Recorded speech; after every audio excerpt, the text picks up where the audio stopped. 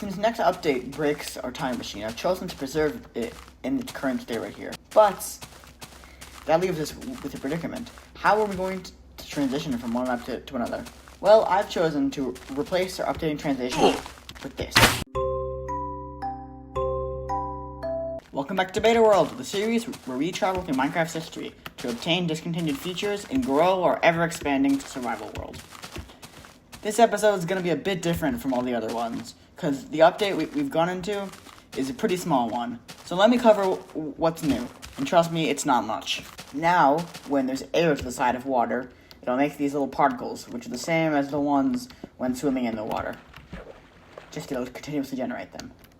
Additionally, slabs in farmland now break the lighting on the blocks they're adjacent to.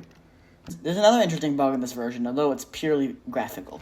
If I jump off this cliff and open my inventory as I'm dying, this will happen. Now, I can actually fully interact with the inventory. I can throw stuff out, I can even craft. And my player model is stuck like this the whole time. It's so funny. Genuinely. And it still follows the mouse, too. But when I exit out of the inventory, I'll be brought to the classic game over screen and unable to open my inventory afterwards. Believe it or not, that's actually everything new in this update. So, why not upgrade? Well, I'll tell you why. Next update brings some significant changes that may or may not be well perceived by me. So, in order to prepare for those changes, I'm going to take an episode just to build some stuff that I've been meaning to build. For example, our world could use some nice paths and lighting. I mean, lighting is not all that useful since it's always day, but I'd still like to build some. And the paths will help us know the quickest way to get from place to place. So, let's start building. Okay, I've finished a small stretch of the road. Let me show you how it's going to work. We've got some lovely gravel and cobblestone path with these little wooden posts with a torch on them. These will serve as some nice decoration as we move along our little path highway onto an area of interest. In this case, I made one to our mine.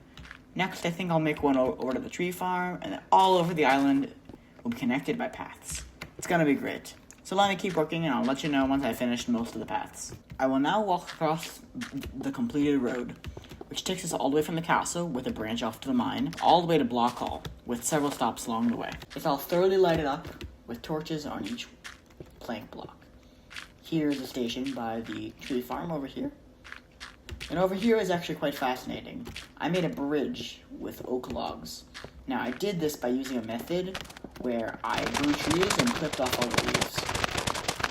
It took a little while, but it looks great in the end. Now I can continue over to the now retired time machine in its path. And finally, through the final stretch through this little forested area. And this plane will take us to Block Hall. I plan on extending the road once more structures have been built, but this will take me basically everywhere I need to go for now.